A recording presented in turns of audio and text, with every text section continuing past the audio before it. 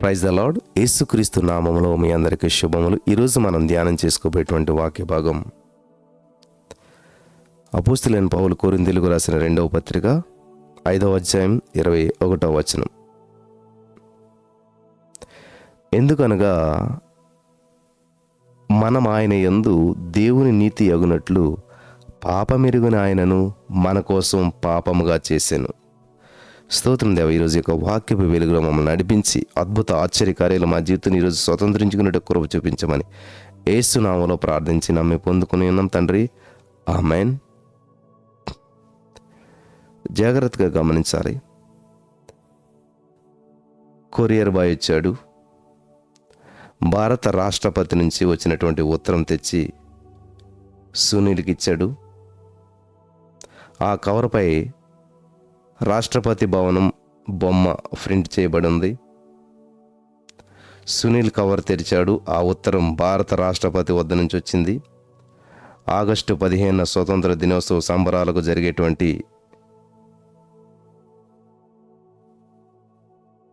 మరి ఆ సంబరాలకు అతనికి ఆహ్వానం వచ్చింది.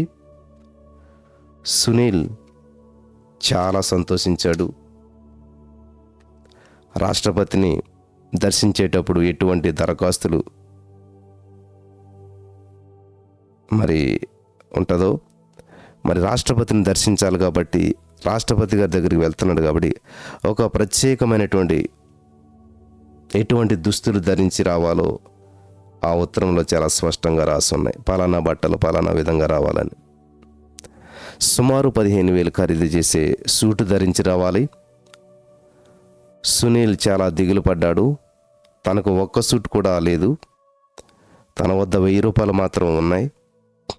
15,000 రూపాయల సూటు తను ఎప్పటికీ కొనుక్కోలేడు. ఇంతలో అతనికి ఫోన్ వచ్చింది. హలో, ఎవరండి అన్నాడు. నేను ఎవరో మీకు తెలియదు. మీకు రాష్ట్రపతి నుంచి ఆహ్వానం వచ్చిందని నాకు తెలుసు. మీకు 15,000 ఖరీదు చేసే సూట్ లేదని నాకు తెలుసు. నా వద్ద ఒక కొత్త సూట్ ఉన్నది. దాని ఖరీదు 15,000. మీకు సరిగ్గా సరిపోతుంది. దానిని మీకు ఉచితంగా ఇస్తాను అన్నారు.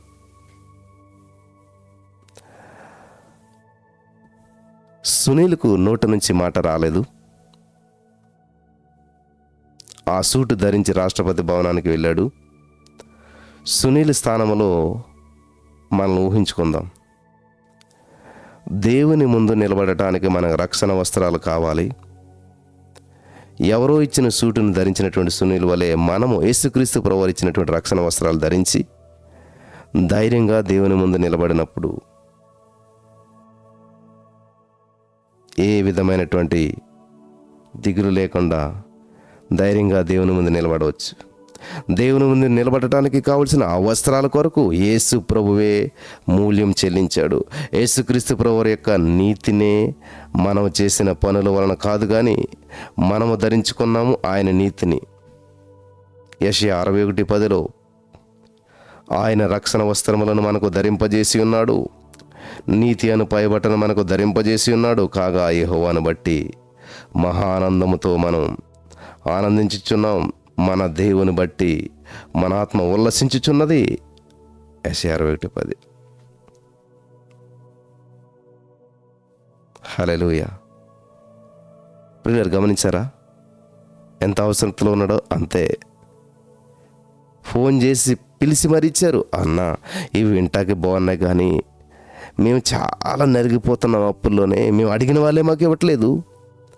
మరి మేము అడిగిన వాళ్ళు మాకు ఫోన్ చేసి ఎలా ఇస్తారు?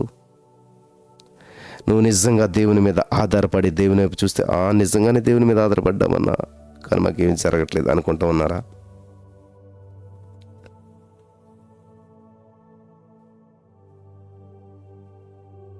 దేవుడి రోజున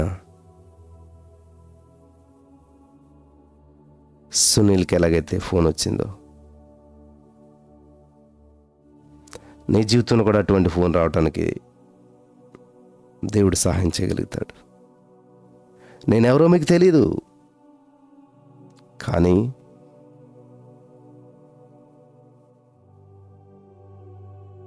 ఉచితంగా ఇస్తూ ఉన్నాను. హల్లెలూయా.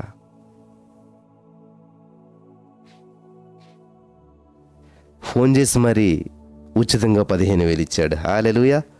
ఈరోజు నీ మాటలు వింటున్న ప్రియులరా, నీ జీవితంలో ఎందుకు ఇటువంటి అద్భుతం జరగటం లేదు అంటే అద్భుతాల వైపు చూస్తూ ఉన్నావు. అద్భుతాలు చేసే దేవుని వైపు చూడలేదు. పరిశుద్ధాత్మ దేవుడు ఈ రోజున వెలిగింపునిచ్చి నడిపించి బలపరచును గాక. ఆమేన్.